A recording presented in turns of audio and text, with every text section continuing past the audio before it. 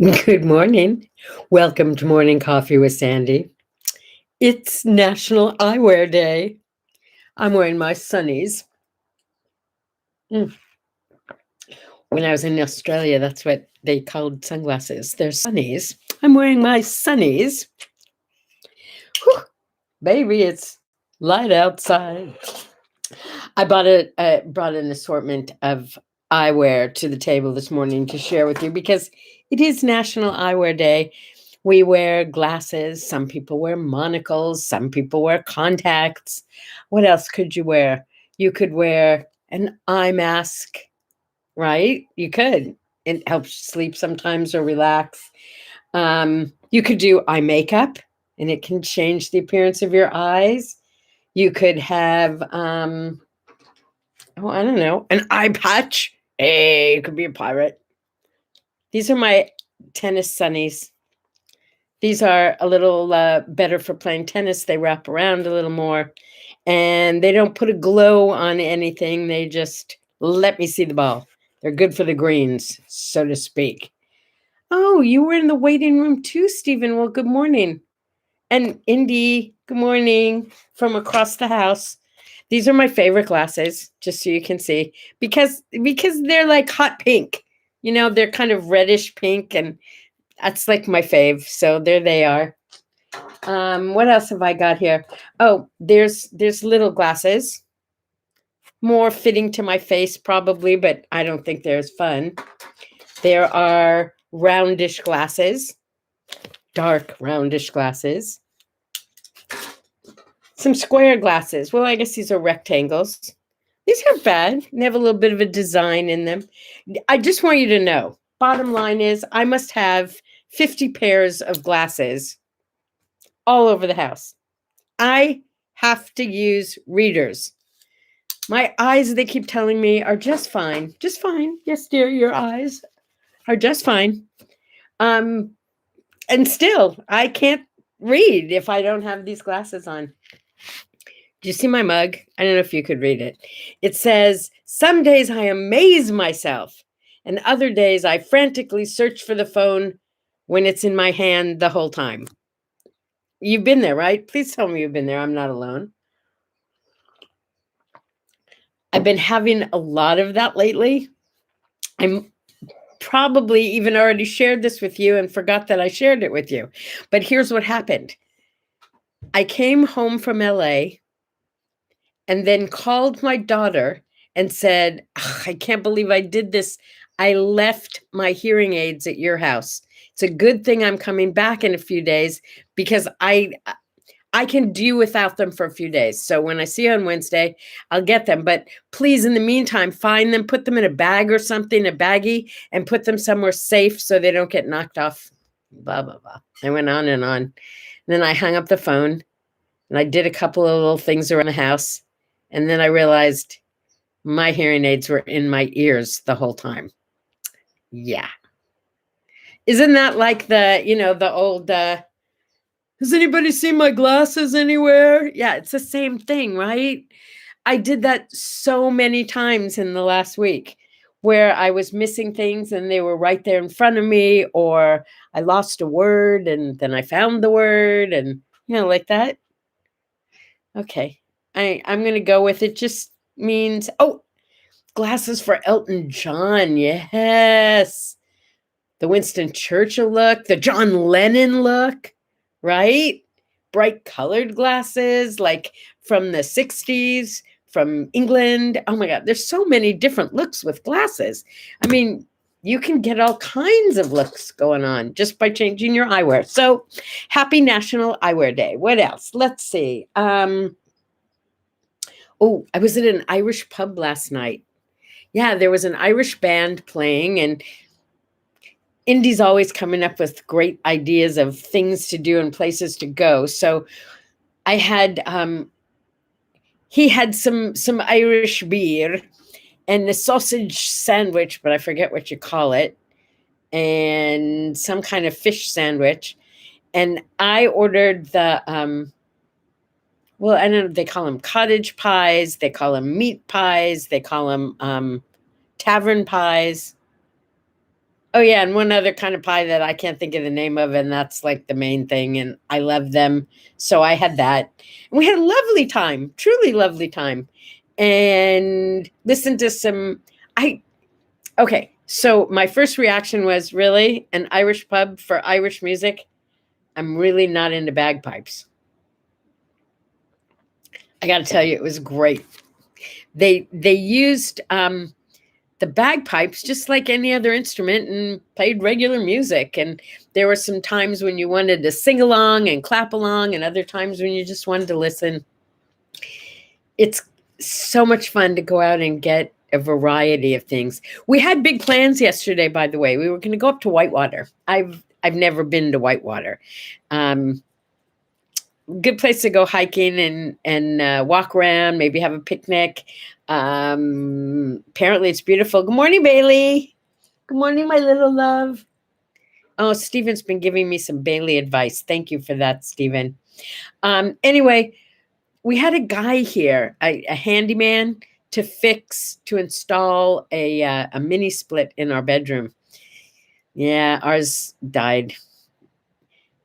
He was here for 2 days. 2 days. So we couldn't leave because we had to be here while he was here. Kind of destroyed our plans. Maybe today, who knows? We've got so many things to do around the house. It's so exciting. Okay, what else? Today is drive-in movie day. Do you remember going to the drive-in when you were a kid? I know some places still have drive-ins, but it's not like it used to be. I'm talking about the days like when your mom and dad were really going to the movies and you guys got to go in the car in your pajamas and bring your pillows, and you got to sleep in the back of the car when the like up on that window thing in the back of the car, there was like that ledge, right? And you got to crawl up there and go to sleep because the movies were adult movies and they were really boring. Yeah, you wanted to see cartoons. They didn't have cartoons. But during intermission, you got popcorn or something to eat in the car, or mommy brought snacks, but you got to get out of the car and there was always a playground right under that giant piece of the giant screen. I mean, it wasn't material, but you got to go play on the playground during intermission. Drive-ins were a hoot. I loved them. It is also Donald F. Duncan Sr.'s birthday. He's not alive anymore, but he's the guy who came up with the Duncan yo-yo. Yeah, so it's yo-yo day. Do you yo-yo? Can you do all those different tricks like around the world? Around the world, pretty much everybody could do around the world, right? And you could all do the up and down thing. But there were, like, I was not a yo-yo champion. I bet you there were some yo-yo trick champions out there. I could yo-yo for a long time. And I don't know why it didn't get boring, but it didn't get boring. Yo-yos were cool. It is, oh yeah, this is cool. It is Bonza Bottler Day. Yeah. You know how you guys have that thing that you do on the first day of every month that you taught me? No, I forgot. Rabbit. You say rabbit on the first day of every month. Well, when the month and the date match, 6th month, 6th day, it's called a Bonza Bottler. In Australia, Bonza is super and Bottler is like excellent. So it's a super excellent day because the month and the day match. So Bonza Bottler to you, my friends. Yes, it is the 6th of the 6th. And tomorrow will be my baby brother's birthday. Happy birthday, Robbo, if you're watching. Yeah. I remember once for his birthday, my parents hired a little mini fire truck to come pick up him and all his friends and us and take us to Kittyland for celebrating his birthday. Okay, I think it was a fire truck, like an old used fire truck that Kittyland owned, and you would hire them to come pick you up. We were not wealthy, by the way. This was just like a totally outrageously cool thing my parents did. Yeah, and then the fire truck broke down on the way to his birthday party. it was still amazing. That's all I can say. I wrote a story about it when I was like in 3rd grade about the fire truck that broke down. Yeah. Of course, I'm going to speak about D-Day on June 6, 1944, Stephen. I mean, where is it? Where is it? I've got pictures of my father in his uniform everywhere. And D-Day, the invasion. You know, we've been through wars in our generation, but not like the war to end all wars. Don't get me wrong. I'm not sorry we didn't have to go through that war. But I guess in some strange way, I'm grateful for the history that it brought us. I am grateful for the freedom it brought to some people. And I'm grateful for the end of the Nazis. Yeah, celebrate D-Day.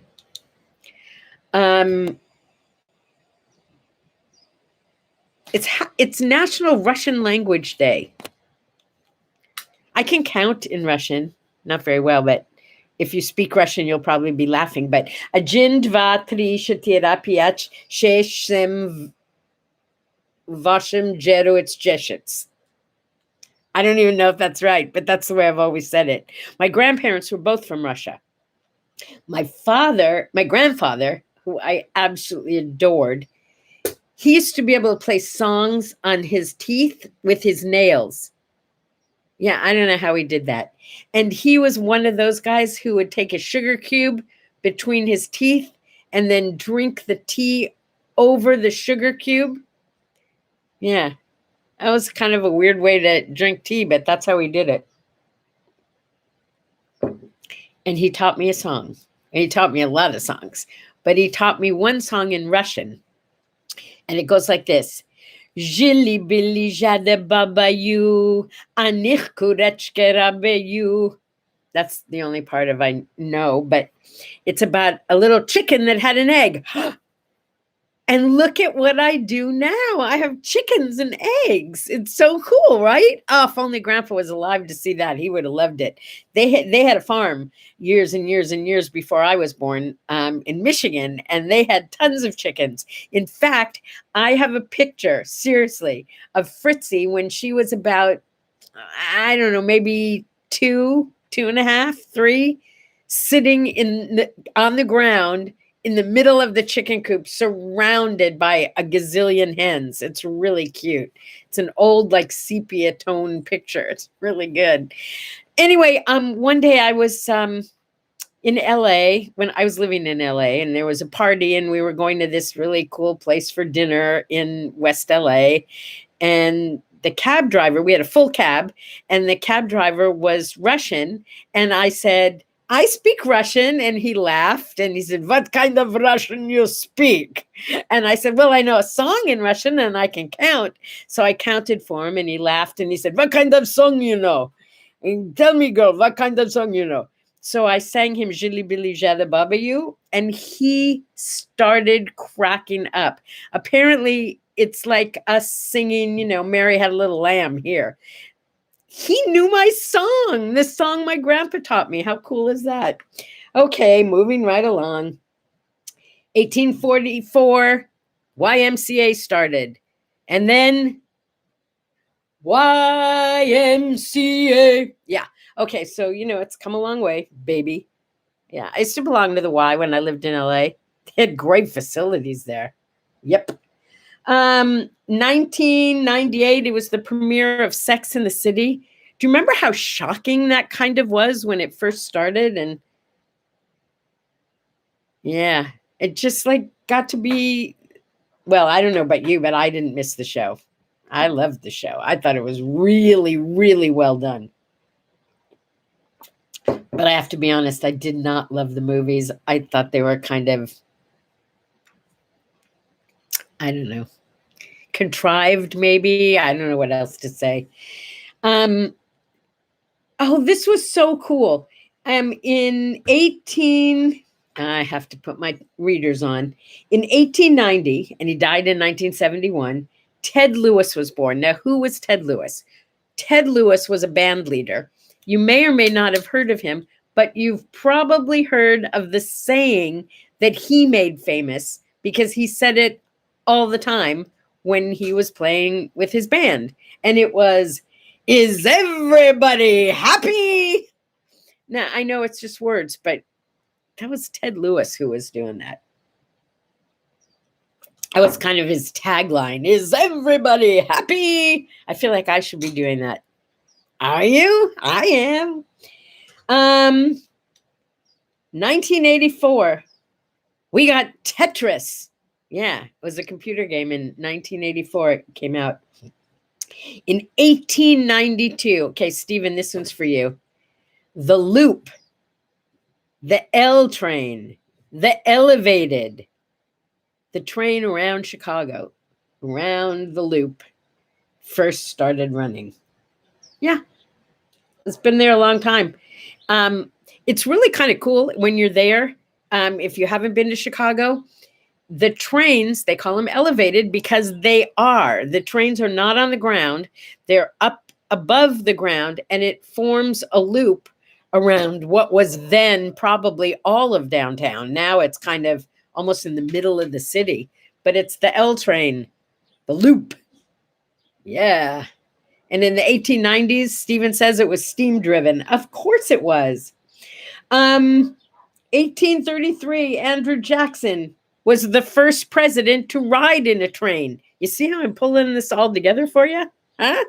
I get a little piece of info here, a little piece here, a little piece here, tie it all in a nice little bundle and hand it to you. So we know that the L train, the Loop in Chicago, started, that they were using steam engines back then, and that right around the same time, okay, it was quite a bit earlier, Andrew Jackson was the first president to ride in a train. Oh, and you know how we were talking about cars, companies that were started, and then they named the car after the person who started the company? Well, today's the birthday of Walter Percy Chrysler, and he invented the Chrysler. Chrysler. Are you driving a Chrysler? Chrysler. We used to call it Chrysler. Chrysler. 1971, it was the last Ed Sullivan show. Ed Sullivan. Yeah, what a show that was. I mean, we got to see Elvis Presley, except that they didn't show his pelvis when he sang. We got to see the Beatles. We got to see everybody. Anybody who was everybody. Everybody who was anybody. Yeah. No more Topo Gigio. That's right. No more Topo Gigio. What's his name? Cantinflas was on that show. There was so much that we got out of the Ed Sullivan Show. It ran for 23 years. Yeah. I mean, that spans at least 2 generations growing up, right? Yeah, it did. And the star on the last show, interesting. I mean, I would have expected someone else, but they were great. The show on the last night was Gladys Knight and the Pips. Yeah. 1962, the Beatles first started recording at Abbey Road, and 3 of the songs that they recorded that day were their own, and they were Love, Love Me Do, You Know I Love You. I mean, it was early Beatles. They were not like, you didn't have to have like what do you call it? A mathematician's brain or a scientist's brain to sing their songs. I want to hold your hand. They weren't tough words, right? It didn't take long to memorize the songs. But somehow those songs got to us. They got us bad. Yeah. And we were like Beatles fans. And, personally, here I am. That was in 1967. Love Me Do, P.S. I Love You. P.S. I Love You. And Ask Me Why. 67. That's like 60 some years ago. Yeah? No, 50 some years ago. Whatever. We're still singing those songs. Those Beatles. talk about people who made a difference on the planet, right? I mean, wow. Okay, moving right along. Let's get to the word art today, because apparently that engendered some conversation. The word art for today is even choosing is a choice. This is a deep one. This is not just read it and forget it. This is one, go over to what do I say, what do I do, and write your own comments about it. A couple of people already have. In life, we have choices all the time. We may not be able to choose what's going to happen around us, but we always, always, always have the choice of how we are going to react, right? Yeah. In the moment, we might just do whatever our body tells us to do, but then we have time to think about it a little bit, and we can choose how to be. Stephen, you wrote down, yeah, but not choosing is also a choice. Yes, not choosing is also a choice, but you have to choose not to choose. Yeah. What do you like, chocolate or vanilla? Choose. What's the answer? Yes or no? Choose. You can always go back and redo, it's your life. You can change whatever you want anytime. But in order to love exactly the way your life is, choose it. Start living with the attitude of not I have to, but I get to. Start reframing a little bit. Choose. Right now, I choose to have a cup of coffee. I choose to say goodbye to you and tell you I'll see you on Monday at the start of a new week. And I'm going to go play some Sunday Funday tennis and get out there now before it gets to be 110 degrees, which I think it's supposed to be here today. Yeah, it's going to be a scorcheroony. All right, y'all get outside, enjoy your June. If it's June gloom, stay inside. If it's sunny and bright and cheery like you've been waiting for, because summer is coming, get out and play. And if you're like me and you know it's going to be 110 later, get out now while the getting is good. Let me see if I missed any comments I need to address here.